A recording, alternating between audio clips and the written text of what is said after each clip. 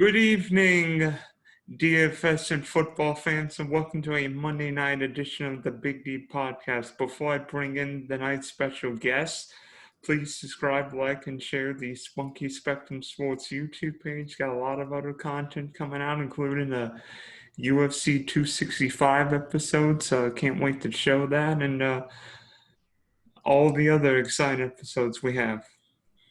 Well, if you know me, you know I'm a huge sports fan, but I also am a huge DFS fan, and lucky me, I've got a couple of DFS buddies joining me. So we've got Charles Sears and Gerson Augirre joining me. Both of them are DFS aficionados. In fact,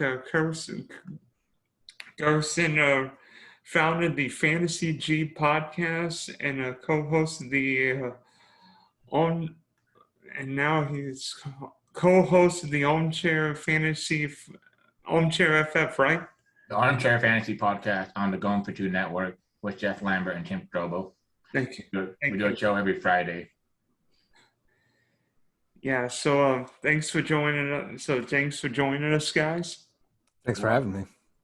Definitely appreciate it. Yeah. So would you like to talk about your DFS game, and like how far have your DFS games gone back? I've been playing for 7 years now. I've taken down numerous GPPs on DraftKings and FanDuel.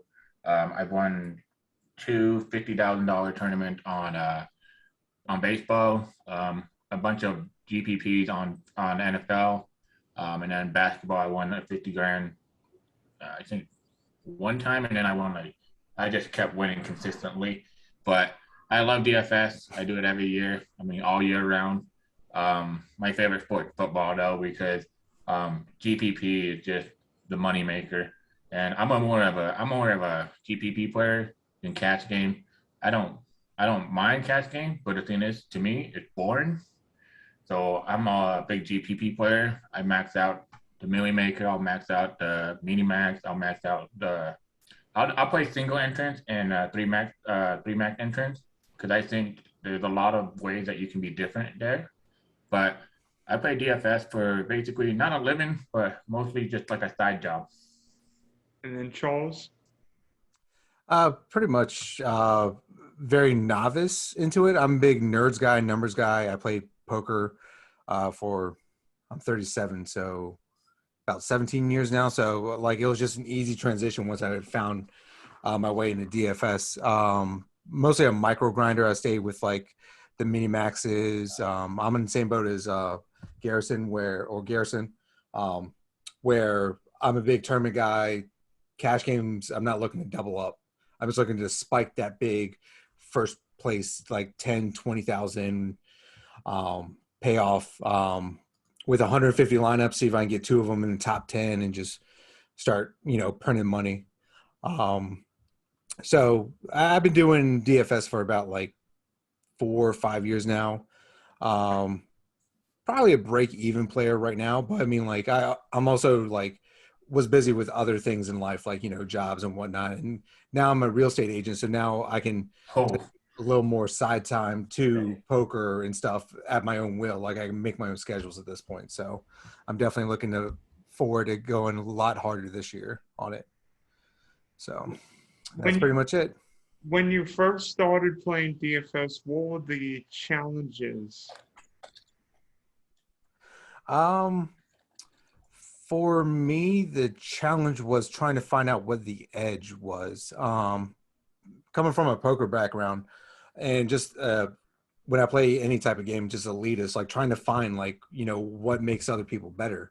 What are they doing? And just, sometimes you have to go with your gut with some of these darts. Sometimes you have to go with matchups. It's just, it's a lot more analytics than anything else. But like sometimes I remember Brian Hoyer, I think he was the Cowboy at the time for the Jets, or there was one Jets quarterback 3 or 4 years ago, maybe even 5 or 6 years ago when I first started. I was like, man, he's going to light up the Patriots secondary.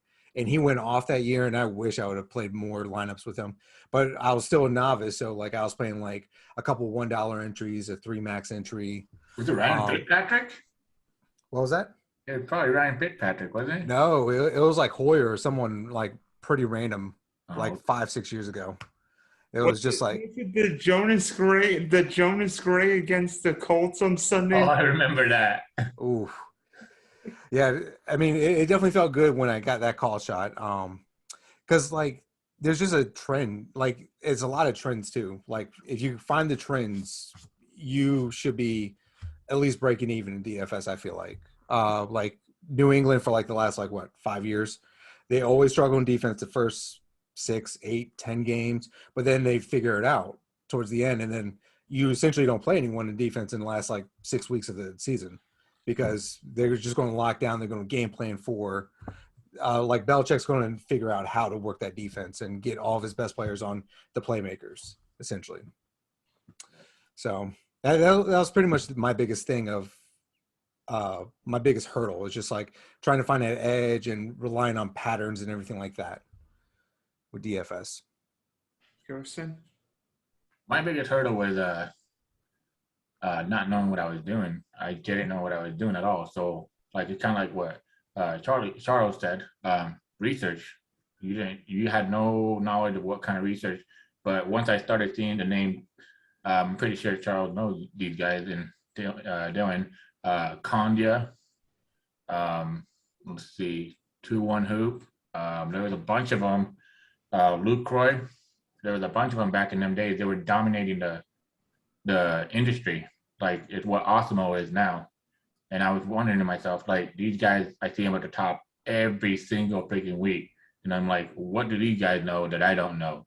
I was that guy that was like, oh, I'm dominating my fantasy football league. Why am I not dominating this? It's a different world. You have salary, you have projection, you have optimizers now, and then you have people basically that, have a bankroll the size of millions of dollars you're competing against. You have to be really selective on your contest entrance, what you're going to enter.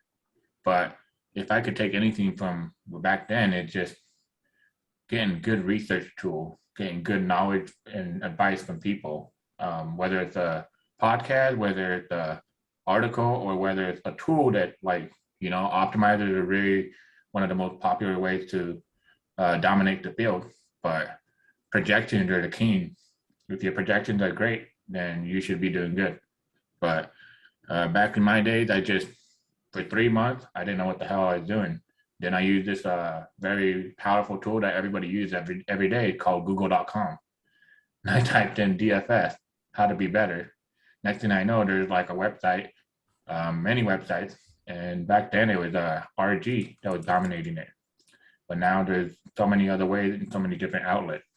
But I would say research is top, and then bankroll management and contest selection are right next to it. To me, the one big difference when I started to today is that there's so much knowledge out there. It's almost, in a way, I can't believe I'm saying there's too much knowledge. Mm-hmm. Because everybody's got an opinion this player will go off or this player will go off. Because it's you enter an MLB contest and they say, well, this pitcher is great. He's got a strikeout to walk ratio. Yeah. 8-1, and then he gives up 6 runs in 4 innings, and why did I make 20 lines with this pitcher in it? Yeah. Baseball is a different monster, though. I can't tell you how difficult baseball is based on numbers. I love football, but baseball, their numbers are just on another level. You have to be very precise, and you have to be very strategist. To be honest, if you ask me, the NHL might be the hardest sport to predict, because you don't know what goalie would be hot. You may play the cheap goalie one night, and he gives up 5 goals and gets you negative points. On the next night, that cheap goalie gets you 35 points, and all of a sudden you look like a genius. You did nothing wrong. Yeah. That's the only sport I actually don't play. I play baseball, basketball, and football. So baseball, hockey, I know nothing about. So, yeah. Yeah, so Charles, what's the hardest sport for you to play? Um, I would say hockey and baseball. I just don't know enough on the baseball side with like matchups, like lefty lefty combinations, um, and then essentially at the end of the day, it's just lack of research. Like I'm just not really don't know what to focus on and what's important in the baseball world. I do dabble with like $5 double ups and stuff like that, just so I can get my feet wet, so I know what I'm doing. But I mean, at the end of the day, like if I was able to fit in like three top outfielder fielders and then a combination, they give me like 8 points total. I'm just like, all right, I apparently I'm missing something. So I try to learn from that. And then hockey just sort of seems like um not I don't know, like I just don't know enough about hockey. Like when it comes down to it, to be confident enough. I don't even think I played maybe like 5 contests total for hockey. So I don't play those two because I just don't know enough and what's important. Where I mostly play NFL and then I do play NBA enough to where like I feel comfortable playing in like the mini maxes and stuff in NBA. Two different kinds of tournaments that many DFS players are playing are GPP, Guaranteed Prize Pool, and cash games. Could you explain the differences for how you set your lineups in both? Myself as a GPP player, I use optimizer and I use my projection, and I stack the best projected quarterback, and then I do a wide receiver one, bring it back with a wide receiver from the other side, or a tight end from the other side. And then I usually use like a 4-man stack, which is the quarterback, wide receiver. And then it could be a wide receiver tight end, but usually your quarterback has 2 players to stack with, and then the opponent wide receiver. For GPP, it's more about finding good value, and the way you just look at projections more for Vegas totals. You want to have high scoring game. You want to target, good value. For cash game, you look more for floor, which is there's no stacking really. I mean, you can if it's a good stack, but it's more like the best. It's either a value quarterback, you want the best running backs, and then you want high floor wide receivers that are going to get target and volume. Tight ends too. A lot of people in recent years have been paying up for tight end. I still don't do it, and then defense I pay down always. But really, your core should always be good running backs in cash game, because running back usage is king. But that's the way I build my cash game and GPP lineup. But really, there's so much optimizers and GPPs are so much to take advantage of in so many different ways. Charles? Yeah, pretty much what Gerson said. The big thing when I play my mini maxes, even when I play golf is another sport that I feel comfortable with. My big thing is finding the value, like he said, the darts, the cheap wide receiver that has got a randomly good matchup in the slot or wide receiver 2 position on the depth chart. That's just, hasn't seen productivity, but he's playing against a good matchup. And, the trend is like his targets are going up slightly. Like he goes from like 3-ish, and then he jumps up to like 5, 6 a game, somewhere around there. Like I may target him and put him in there so I can get some more bangers in the lineups on GPPs. He pretty much said it perfectly with cash game lineups. You just want the highest floor guys up there, so you want to pay up for running backs. I'm in the school of paying up for tight ends, because at the end of the day, no other tight end, probably almost in history, has seen anything like Kelce has. Yeah. It's just he's just on another planet. When you look at the stats, when you look at the fantasy production, the only time he's really ever going to lose your money, it seems like, when he has an okay day and he gets like 12 points, 14 points, 15 points, where if you pay down for a tight end, you're thrilled with 10 plus points, it seems like. But I'm in the same school of thought when it comes down to paying down a quarterback. I love my value quarterbacks. They just got to give me, 20 plus points for a cash game, and they're paying money. There is some stacking in cash games where it's like defense and running back. Like if you take Ezekiel Elliott, sometimes you take Cowboys defense. I'm not sure how I feel about that stacking, but that's the only stack that I've noticed. But usually you just want to target low floor guys, and GPPs you just want, you just want a spike. You just want it, that minimum $3,000, $4,000 dollar player to like just get like 15, 20 points, and then just like the rest of your lineup has to like just somewhat go off then at that point for you to at least see some kind of return on those lineups. Yeah, the one thing I've done for cash games is not just pay up in one running back spot, but potentially two. Like I've played like Christian McCaffrey or Dalvin Cook, Ezekiel Elliott. I am comfortable paying up for two running back spots and playing that cheap defense at $2,000 or whatever, because I'm thinking if Christian McCaffrey and Dalvin Cook are scoring 25 points apiece, using your defense to get you like 6 points at that point, 5 at that point. Like you don't need your defense to go off. That's another thing too in GPPs. If you can get lucky with your defenses, and like I sort of like having a lineup where I sort of like if I'm going value on defense in GPPs and I'm doing 150 lineups, I sometimes go with like the 10th lowest defense, and then I just make another lineup and then put the 9th lowest, 8th lowest, 7th lowest, and then just see if any of them spike and hit like 10, 15 points randomly. They get a pick 6 or something like that, and then immediately like that lineup's just going through the ceiling. I sort of like that trend too. There's one thing I just remembered, but then I forgot it after I went off that little tangent about defenses. Yeah. Well, we're just going to move on from there. No, I really want to touch on defense for what Charles said. I think defense is the most overrated position for DFS. Really, in reality, if you get those value defense to hit, it's just like tight ends. The top of them are going to perform, but that's the thing, though. I think tight ends, say for you have Travis Kelce. I remember when, I think it was last year, everybody was paying. It was a bad quarterback, but everybody paid up for that defense. I said this: they're not really a turnover defense, and you need them to pay off for $5,800.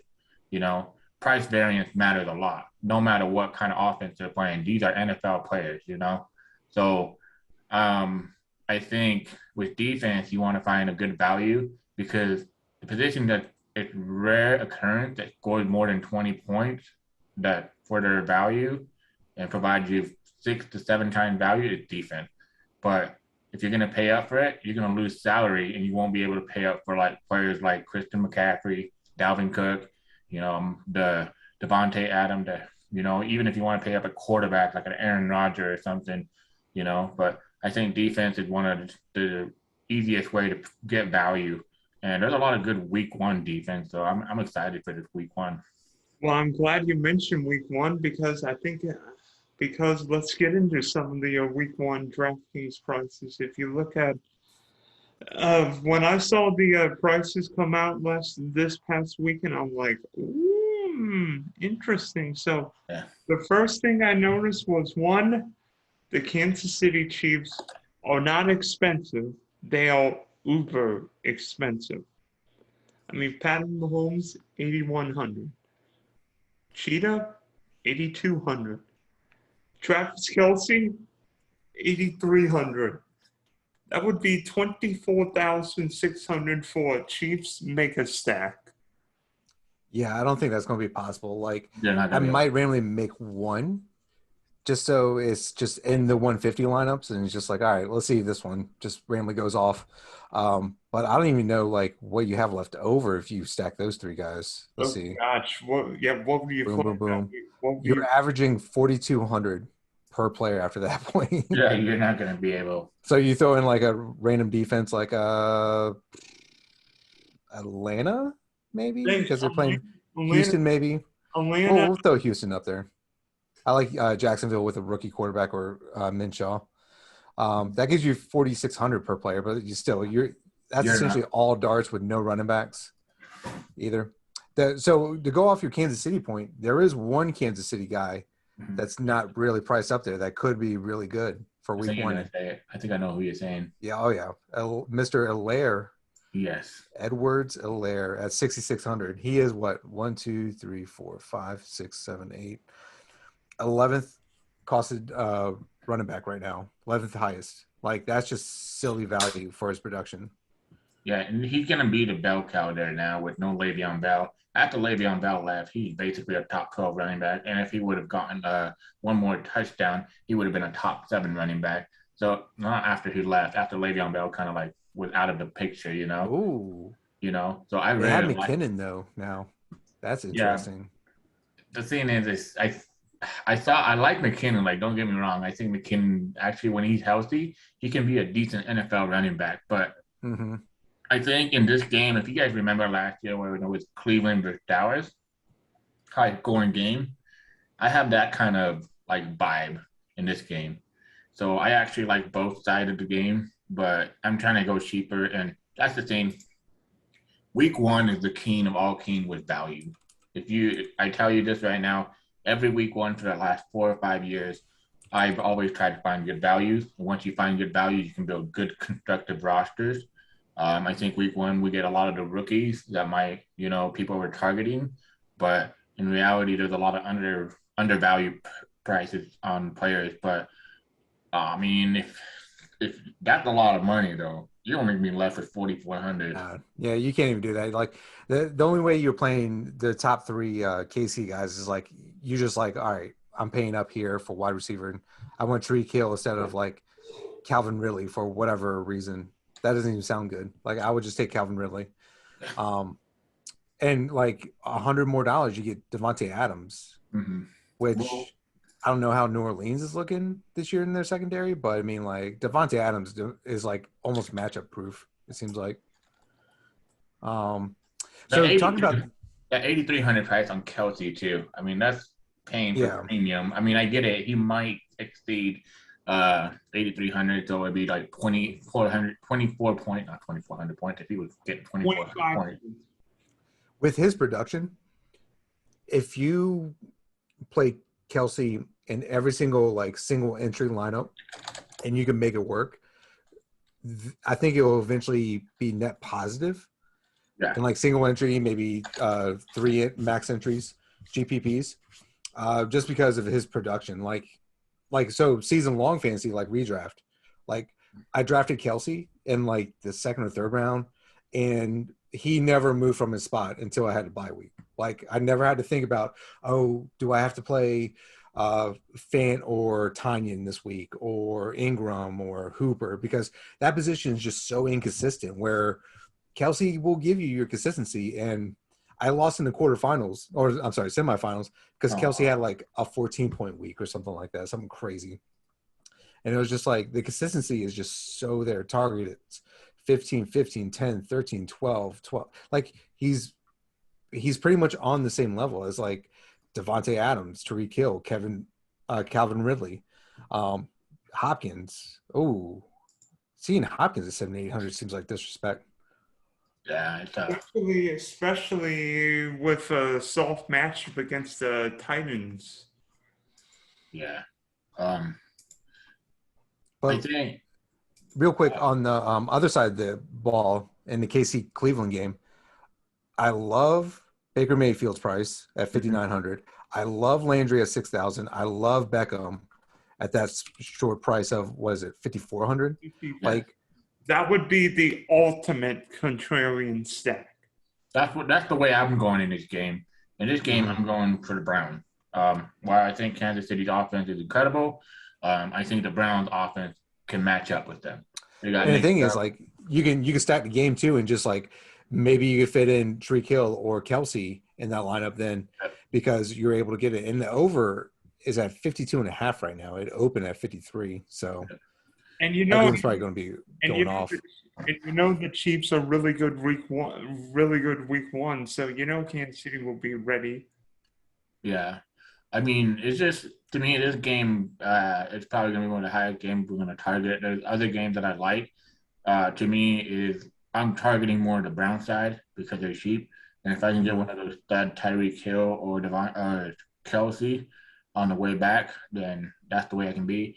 There's Miko Hardman, and there's a guy that I really like, but I'm trying to follow training camp, Cornell Powell. If he really shows up well in training camp, I think he can be a very cheap value play at 3,000. But of course, I just follow training camp all the way up until the season starts, see how they're doing on a depth chart. But week one, I tell you guys, it's just value galore. You just got to pick the right one. To me, and a couple of the things I noticed were the two high-profile rookies and potentially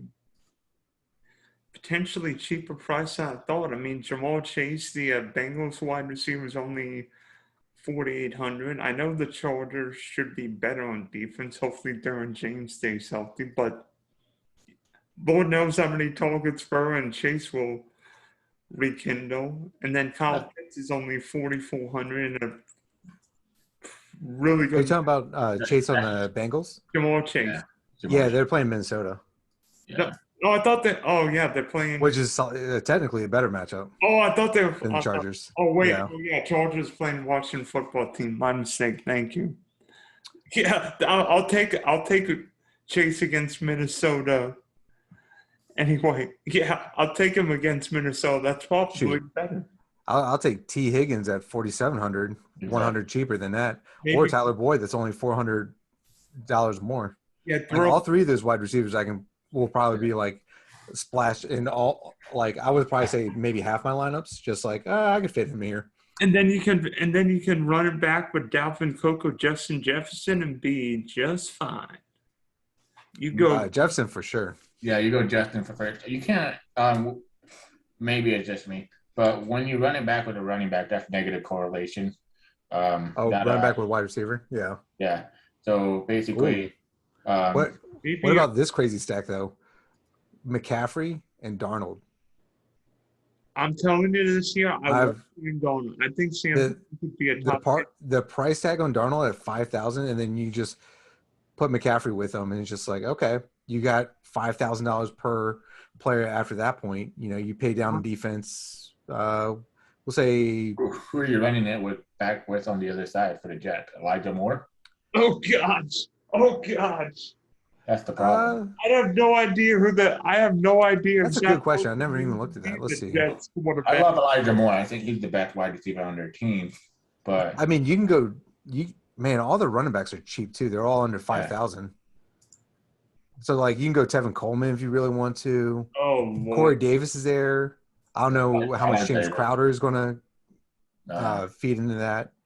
That's probably something. Mims is there too. Okay.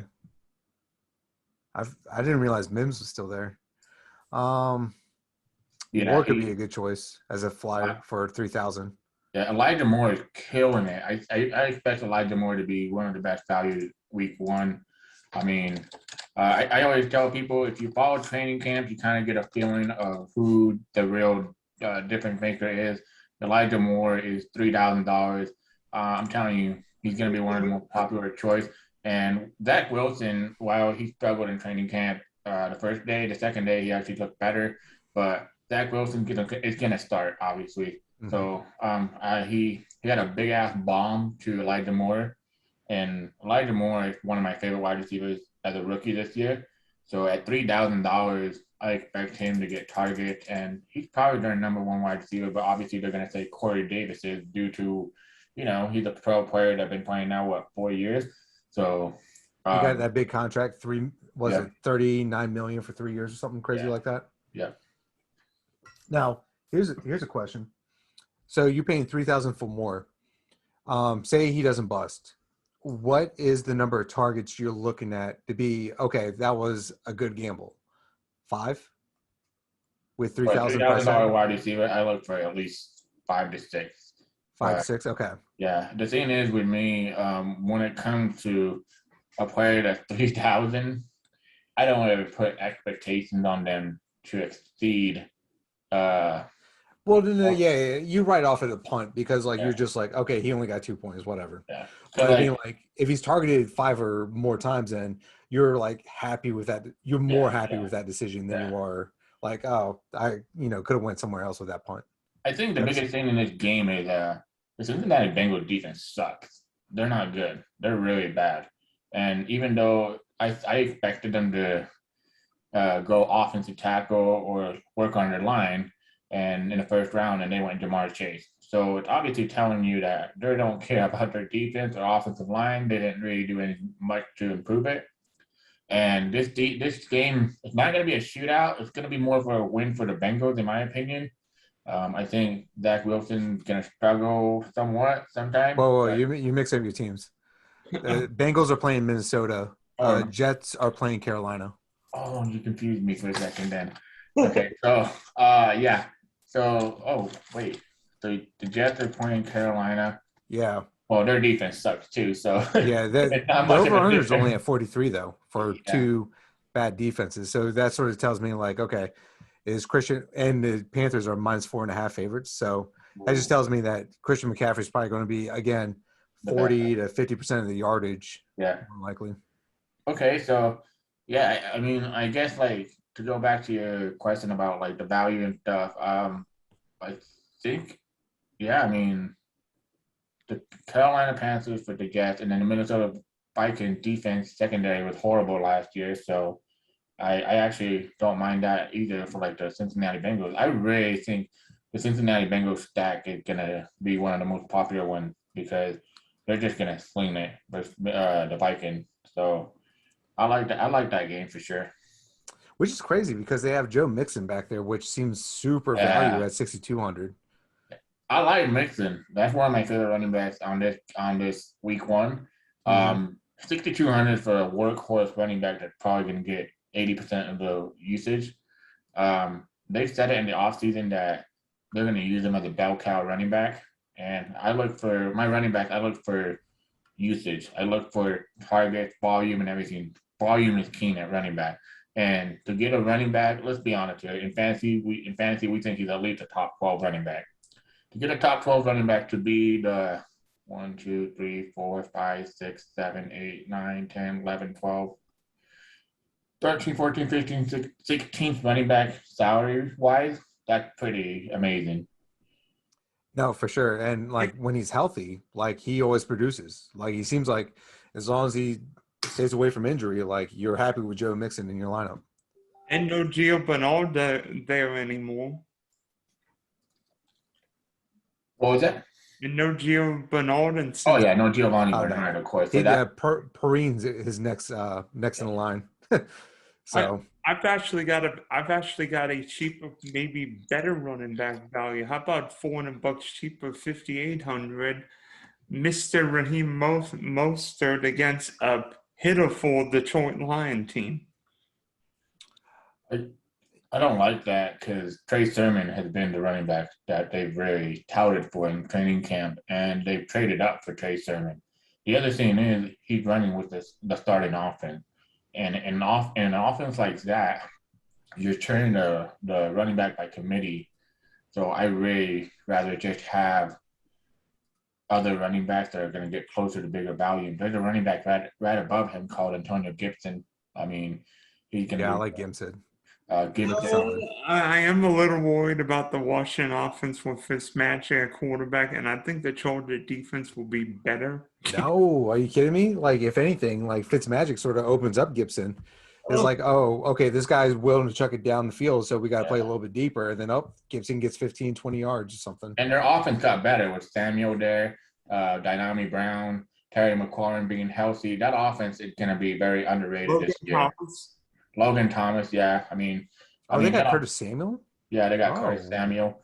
So, they're going to be using Antonio Gibson more like a they've been saying it. They're going to use him like Christian McCaffrey, but I don't think he's Christian McCaffrey. But the other thing that worried me about Hunter Gibson is his toe injury that he's dealing with right now. Yeah. If they say he's good to go 100%, that value at 5,800, 5,900 is a good value. I mean, I like Mostert as a running back, but to put 5,900 on him to get, I mean, if I had him projected, I think I would have him projected at almost like 8 points because I can't trust the running back by committee. Okay. I've got And one. you don't even know who's at quarterback right now. Mm-hmm. Because like right now, I mean, gun to my head, I'm going to put my money on Jimmy G. Yeah. But Trey Lance is looking very solid from reports.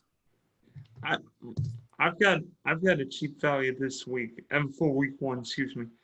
If Carson Wentz is not healthy, would you consider using Jacob Easton at 4,100? I mean, a mid-price or near mid-price quarterback against Seattle, where if you wanted to play Christian McCaffrey, Tyreek Hill, Jonathan Taylor, Dalvin Cook, Travis Cheetah, anybody you want, you could literally play most, if not anybody else you want. Would you consider using Jacob Easton at 4,100?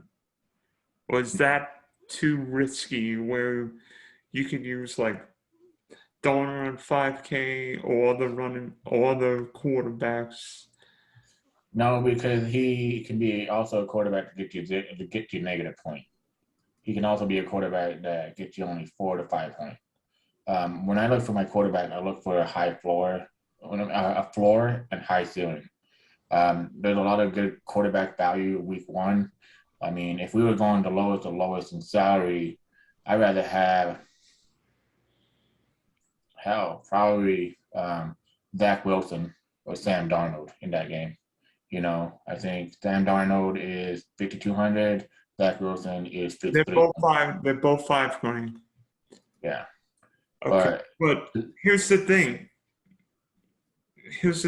What if Jacob Easton threw for 225 yards and 2 touchdowns?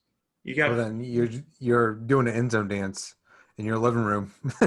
Like if Easton shows some kind of productivity, like okay, this guy is a good he's a good like placeholder until Wentz is back. He can get you 12, 15 points. I mean, realistically, if you can guarantee me 12 to 15 points from Easton, like he's probably going to be the chalkiest cash game quarterback out there because you just put him in there and then you get top 2 running backs and then all of a sudden like you're picking from like top 10, top 15 wide receivers and you know that's essentially your cash game lineup right there. Yeah. But can you get 12, 15 points? Yeah, for cash game. Okay, I was gonna say I don't. Yeah. No, that's what I'm saying. Like in a cash game, if you're saying Easton's giving me 15 points, I'm going to put him in the cash game lineup, and I think he'll be very not very chalky, but somewhat chalky in like the big double ups and everything. Yeah.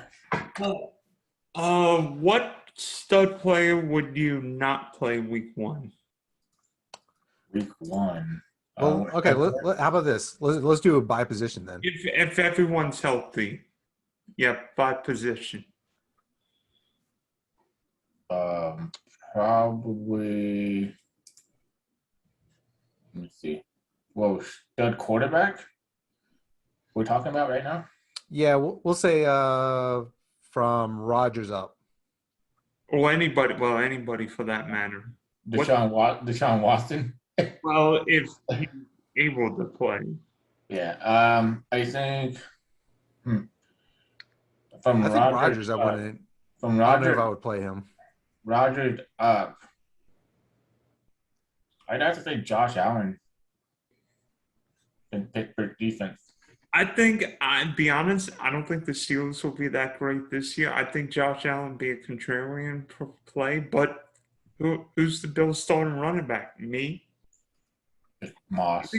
I'd be fine playing Josh Allen against Pittsburgh. Did okay in they still got Singletary and Moss background, and they added Breida. Oh man! Yeah. Oh God! Well, I mean that's good for Allen because all those running backs are going to be healthy because they're only going to get, like 15, 20 snaps each, maybe. But then Josh Allen's going to have a lot more control of the game and everything like that. I could see that if Pittsburgh defense and secondary is still Yeah. I mean, Pittsburgh. pretty elite. Allen last year he played Pittsburgh and he only got 238 yards, 2 touchdowns. He only got 19 points. So you're asking him to get you at 7,400, get you 21 points. But I'm looking for a higher ceiling game, but a higher ceiling point. But I mean, Yeah. I rather target other guys in that range. I mean, I Like love, Russell Wilson against Indianapolis.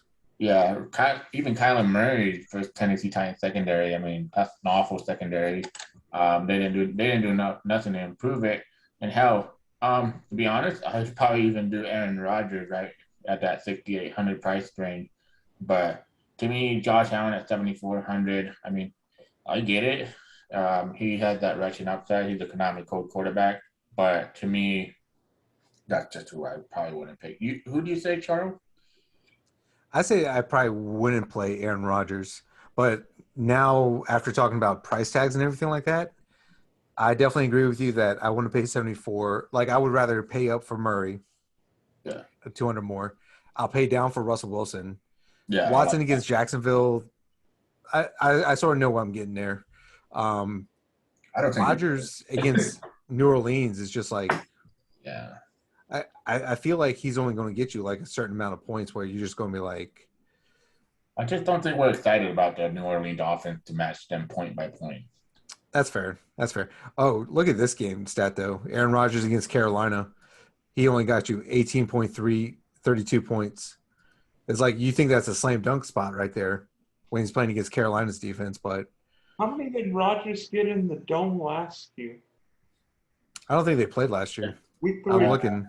I think you're thinking about Tom Brady and what's the name, Drew Brees and that, but Aaron Rodgers didn't play. I don't think they did. No, the Packers played in New Orleans week 3 because that was the game Devontae Adams and Michael Thomas. Oh no, yeah, he got 24.52. I think There you go. But at that time, I think it was priced higher than what 6,800 was. No, he was priced at 6,200. Was it 6,200? Yeah. Oh, okay. but that was a showdown slate, so Yeah. Yeah, 24. Like I definitely wouldn't be upset at 6,200 quarterback getting 24 points. Yeah. Even at 6,800, if he gets 24 points, I still wouldn't be upset. That's good value. Yeah. And you're gonna be stacking it with Devontae Adams, Robert Tonyan, the famous Randall Cobb. I mean, honestly, like when you look at Rodgers and look like who's above him, below him, like you have Watson and Herbert. It's just like I would take Rodgers over those two guys. Mm-hmm. So I think I like his price tag now as we talk more about it. Yeah. And I'm looking at Tannehill right down here at 6,500. Yeah. I know what running back I wouldn't play week 1. Saquon Barkley. Simple. I don't trust the knee. Oh, you wouldn't play. I thought you said you would. I'm like, No. No, and he's still playing against a good defense too. yeah. So Yeah, I mean, I definitely don't. One running back I'm not playing. It definitely. I would say Barkley. James Robinson at 6,400. I'm I not don't playing even think James Robinson, and be honest, Really? man, You don't like Robinson at 6,400? I'm not sure James Robinson's the starter in Jacksonville. Oh, is that the reason? I just don't. I don't see the workload for him that he got last year. I mean, last year because he was the best running back, but now that They brought in Carlos Hyde too. Yeah. No, you're forgetting Travis Etienne. Yeah, I mean, he's a rookie, so we'll see like how much like it may be the same game strip as most other rookies where like they give them like 20% of the shares and then they start upping them up as they feel more confident with them. They're definitely not going to put him above James Robinson week 1. That'd be super risky, I would imagine. Oh, he's a pretty damn good running back, though. I mean, I wouldn't be shocked if they did, but I mean, it's almost like Philip Lindsay at Denver. It's just like once he started going off, it's just like, all right, job's yours. I think that's the same approach hopefully the same approach that they take if I fade them is, they give him enough reps is just like, okay, we're going to ease you into the actual NFL. And then all of a sudden it's just like, okay, now we feel comfortable giving you the 60-40 split or the 70 side of it. I don't know. I'm not liking Nick Chubb.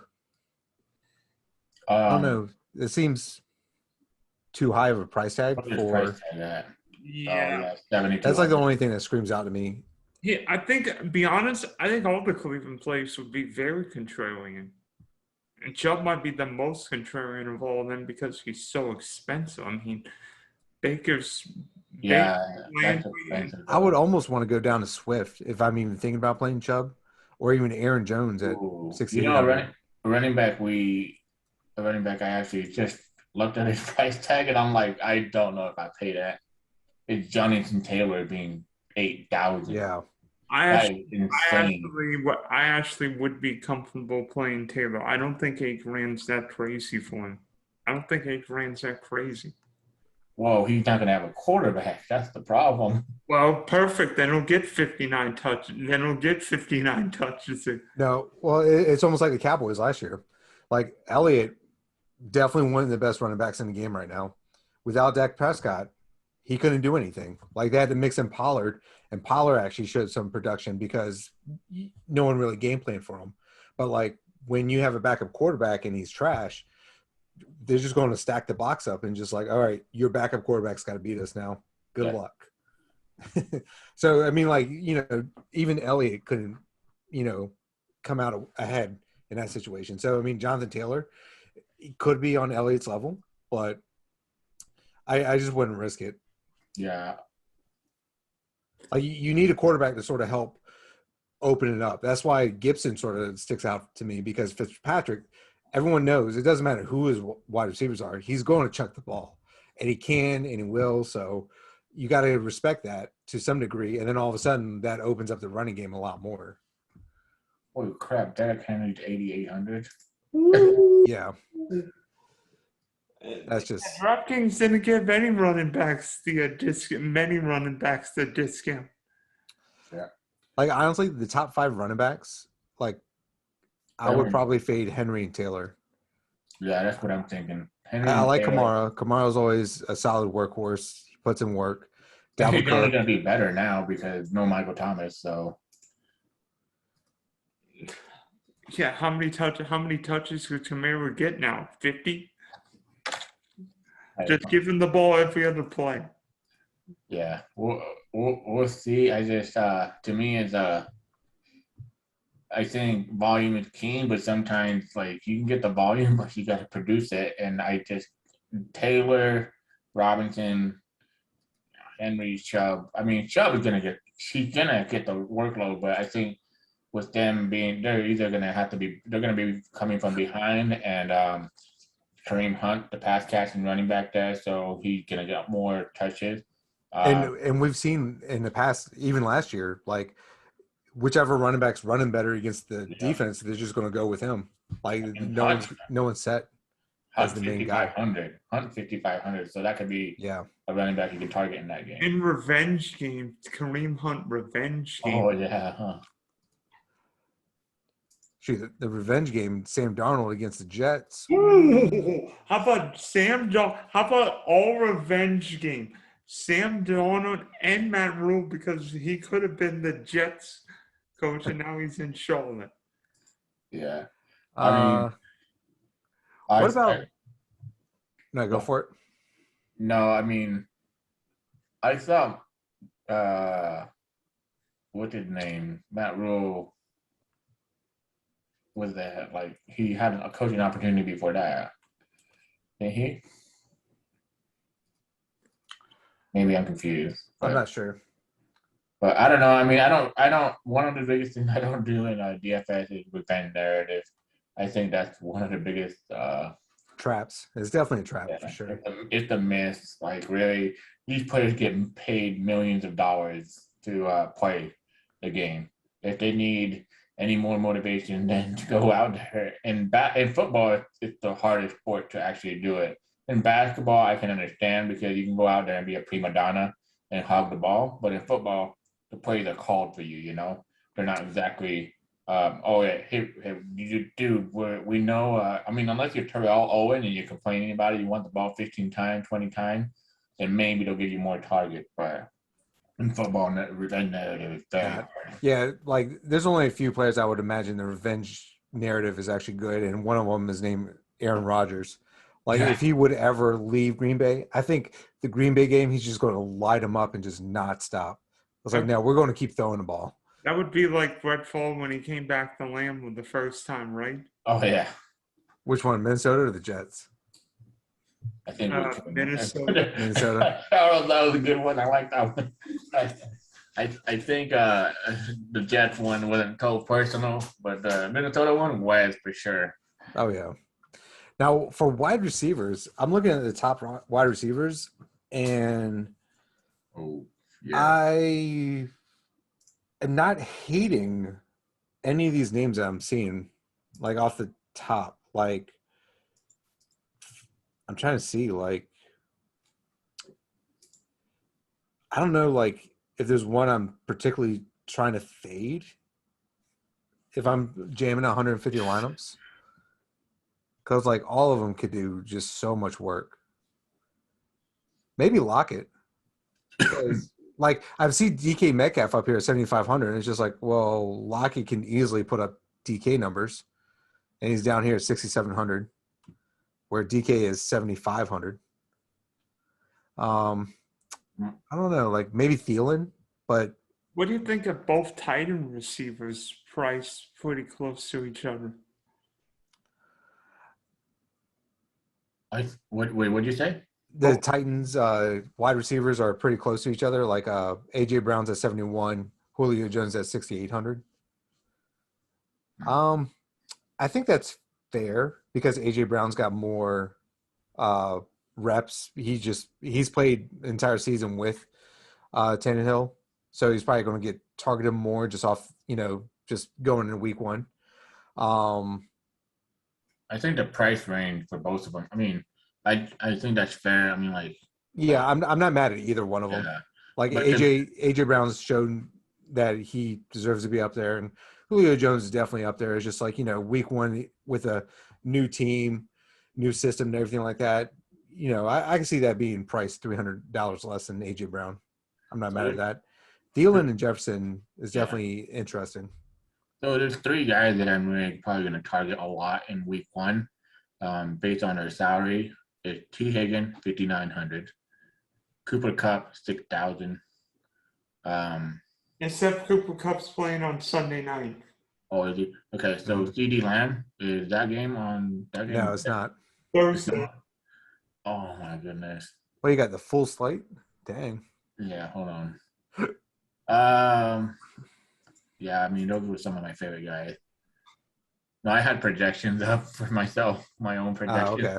Yeah, but I guess I got to click out the Thursday and Monday night game. I don't know. I mean, like, to me is Ooh, Devontae Parker at 5,500. You like Devontae Parker? I like him against New England week one. Man. Oh, wait. I forgot who their quarterback is. Yeah, I was gonna say. Let's scratch that. I'll just pay 100 less and get Odell Beckham. I just know that it's just like he can give me 30 points or he can give me like 8. You know what? Devontae Parker's not the Dolphin receiver I would own week one. How about Antonio Brown? Oh gosh, Thursday night. Again, Jesus. Wait, who's the other Miami receiver you're gonna roster? Water. I don't. Bowden? Jalen Waddle. Oh, Waddle? Yeah. Yeah, remember. Yeah, no. Well, Jalen Waddle's 3,600, of course. I mean, to be honest, my favorite, if we're going to go into value wide receivers, Rashad Bateman, Jalen Waddle, Elijah Moore. These are going to be the guys I'm going to target. Even Amon-Ra St. Brown for San Francisco. I mean, I'm going after wide receivers or rookies that are going to get target. With Marquise Brown injury today, I expect Rashad Bateman to be a great value against the Las Vegas Raiders. The Las Vegas Raiders are just horrible. Except that the Raiders and Ravens play on Monday. Are you serious? Yeah. I'm sorry. I have deeply apologized. How are we liking the Denver wide receivers? Judy, Cortland Sutton. So Cortland Sutton's at 5,200, Judy's at 4,800, and then Tim Patrick's at 3,900. The only thing I really liked about Tim Patrick, because I'm a Broncos fan, was he got so many red zone looks. Like, it was crazy. Like, he's only getting 4 targets a game on average. Like, probably like, yeah, 4 is pretty much like his floor. But it's just like they're almost exclusively red zone. Like, he walked away with a decent amount of touchdowns, if I remember correctly. Yeah. Nope, only 6. I like that. I like Sutton for sure. I think Sutton's gonna have a big breakout year this year. Judy for me, since he mostly plays in the slot. So, I don't mind it. But the thing is, it's Drew Lock at quarterback. That's what worries me the most. Yeah, and if their defense was worse, I would be more for the wide receivers, sprinkle them around because, they have to throw the ball. But because the defense is always going to keep it close for the most part, unless they play against Kansas City, like they don't have to be risky and, chuck the ball 40 times, in a game. Drew Lock is only going to throw like probably 25, 30 times. That's still probably kind of low, but I mean, like that seems about right, if that makes sense, just because of the strong defense. And, Melvin Gordon's shown that he can be back there.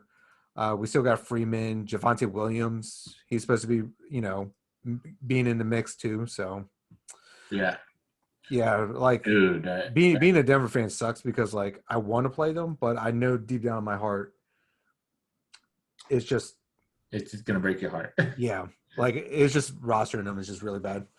Yeah, in a way, you wonder who the Broncos quarterback will be. That might be an interesting one going forward. It's probably going to be Lock. It's going to be Lock. Yeah, he's one. I love Teddy. He's not doing bad in training camp. He's actually doing very well. But the thing is, to me, and I'm sorry to say this, Charles, but we know who he is. I don't think his upside there. I would have been fine with Trevor Siemian back in the day. It's just we never had an O-line to protect him. Like Casey Keenum came in, as soon as he snaps the ball, he's running for his life. So it's just like, if we don't fix that O-line, it doesn't matter who's back there. Like we saw with Peyton Manning when he won the Super Bowl. His second worst season besides his rookie year. And, we won the Super Bowl because of our defense, not because of our, number one offense or anything like that. What about tight ends? Ooh. Like, are we just staying away from Kelce because of his price tag? What about Kittle? I mean, the Kittle price tag concerns me a little, especially San Francisco's a run game. That could just be a game that ends real quick. If you ask me, that could be a game that ends like at 3:45. God, his targets though, man. Like he'll have a game with 15, 10 targets, and then some games he has 4. But I mean, like the 4-target game was his injury game. I don't like when Kittle goes off, like you wish you played him. That's for sure. But I mean, like honestly, like if you go down the list, like who are you going to play? Like Kyle Pitts. I like Pitts, especially against an Eagles secondary. That could be a shootout waiting to happen. Two bad teams playing each other week 1. Who are you going to feel better about though, Kittle or Pitts? Probably Pitts. Just because you have stronger players in other positions. Well, yeah. And Pitts is $2,000 cheaper. Yeah, 2,000 less. You're able to get more players there. I mean, Hunter Henry, that could be a thing at 4,700. Gosh, I'm not even sure he'll be the lead tight end in New England because. I mean, they're a 2 tight end team, anyways. Yeah, I would imagine. Josh McDaniel's still there, so. I think I love the Kyle Pitt call. I'm a big Kyle Pitt fan. To me, I try to find like really cheap value, but this week they really did really well at tight end. One of the guys I'm looking at is Gerald Everett at 3,400. So I don't mind him. I think he's gonna get target in that game environment. Mm-hmm.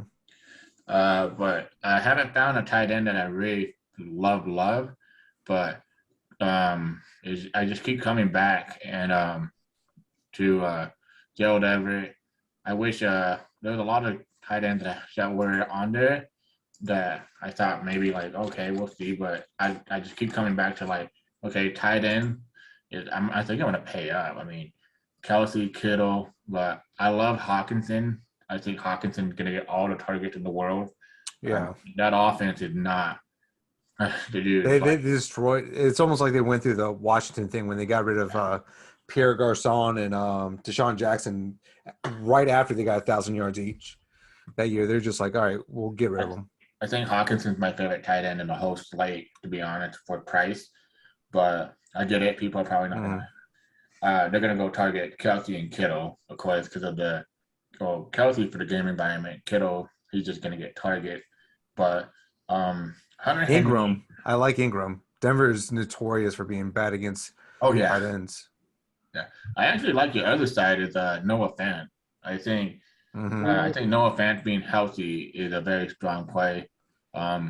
But I keep going down, but Gerald Everett 3,400 is probably my favorite play. I mean, I can't find a cheaper tight end except for one guy, and his name is Adam Troutman.